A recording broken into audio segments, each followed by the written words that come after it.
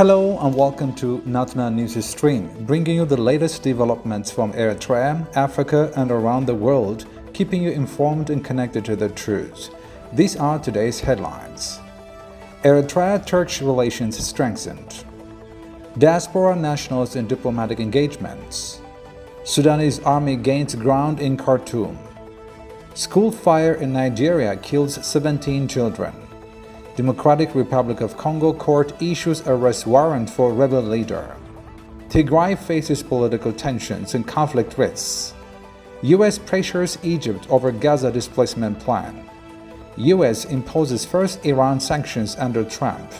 And scientists discover molecular switch to reverse cancer. News in brief.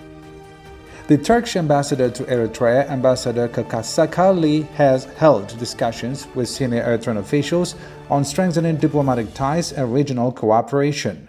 He also presented them with a book authored by Turkey's first-ever ambassador to Eritrea, Firat Sanel.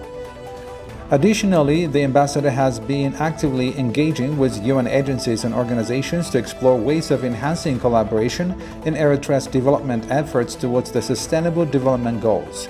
In recent weeks, Ambassador Kakasakali has intensified efforts to bolster bilateral relations between Eritrea and Turkey. His discussions have covered economic, trade, and security issues, reflecting Turkish growing interest in deepening engagement with Eritrea. The ambassador reaffirmed Turkey's commitment to supporting Eritrea's developmental aspirations through capacity-building initiatives and investment projects. Eritrean nationals in Italy, Qatar, and Germany have undertaken various diplomatic activities with a focus on supporting national development. In Italy, Eritrean Ambassador Fitsahati Petros delivered seminars in Milan and Rome emphasizing the country's educational progress. He highlighted that government investment in education have significantly reduced the literacy rate from 80% before independence to 20% today. Meanwhile, in Qatar, the Eritrean community held its 9th Congress in Doha, reviewing past achievements and electing a new executive committee. Ambassador Ali Ibrahim commended the community for its contribution and encouraged further engagement in national affairs.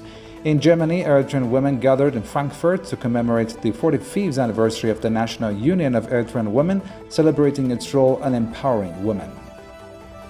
The Sudanese military has reported territorial gains in Khartoum following intense clashes with the paramilitary Rapid Support Forces. Army spokesperson Brigadier General Nabil Abdullah announced that troops had taken control of key locations, including Al-Ramaliyah, an industrial zone, and a medical supply depot. He stated that RSA fighters were repelled in fierce combat. Military sources revealed that Army armored units advanced northward, capturing RSA vehicles and key positions. Videos circulating online reportedly show army movements in newly secured areas, bringing them closer to central Khartoum, where RSA forces remain stationed. The ongoing battle signaled the prolonged power struggle between the warring factions.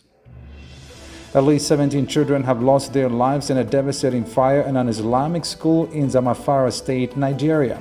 According to the National Emergency Management Agency, around 100 students were present when the fire broke out, with 17 others sustaining severe injuries. Investigators suspect the fire originated from a stockpile of kara sticks commonly used for oral hygiene. Nigerian President Bola Tinubu has expressed condolences to the families and directed authorities to enhance safety measures in schools. A military court in the Democratic Republic of Congo has issued an international arrest warrant for Colonel Nanga, leader of the Congo River Alliance, which includes the M23 rebel group. He faces charges of war crimes and treason related to mass killings in North and South Kivu. Authorities have called for its immediate arrest and extradition, citing his involvement in the escalating violence in eastern DRC. Reports indicate that recent clashes have led to the deaths of at least 2,800 people in Goma and the displacement of thousands.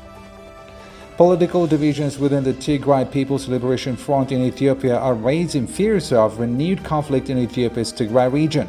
Residents report growing insecurity as tensions escalate between the TPLF leadership and the Tigray interim regional administration. Economic hardship, including fuel shortages and rising food prices, have further worsened living conditions. The United States is reportedly using Egypt's ongoing dispute over Ethiopia's Grand Renaissance Dam or GERD as leverage to pressure Cairo into accepting a plan to relocate Palestinians from Gaza. Sources indicate that a senior U.S. official recently held talks with Egyptian Foreign Minister Badr Abdulati and Intelligence Chief Hassan Rashad on the matter. Egyptian authorities have strongly opposed any forced displacement of Palestinians, citing security and humanitarian concerns.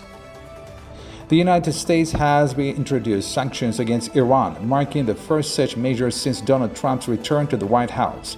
The U.S. Treasury announced that these sanctions target Iran's oil network, including firms, ships, and individuals linked to previously sanctioned companies.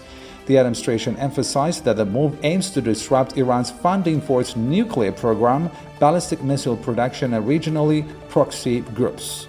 Treasury Secretary Scott Bassett stated that Iran continues to use oil revenues to develop its military capabilities and support regional militants. The U.S. remains committed to preventing Tehran from securing financial resources for these activities. In response, Iran condemned the sanctions, dismissing them as acts of piracy against its oil sector. Experts suggest that these measures signal a return to the maximum pressure policy that characterized Trump's previous administration. South Korean researchers have made a breakthrough in cancer treatment by identifying a molecular switch that can turn cancerous cells back into healthy ones. Scientists at CASE discovered a mechanism that prevents normal cells from becoming malignant, opening a potential path to reversing tumor growth. Their findings provide a promising alternative to conventional therapies, which often focus on killing cancer cells rather than restoring them. By closely studying how cells transform, the researchers developed a model to reset cancer cells, successfully restoring normal functions in colon cancer trials. Well, that concludes today's edition of Natna News Stream. Please don't forget to like, share, and subscribe for more updates. Thank you for watching, and goodbye.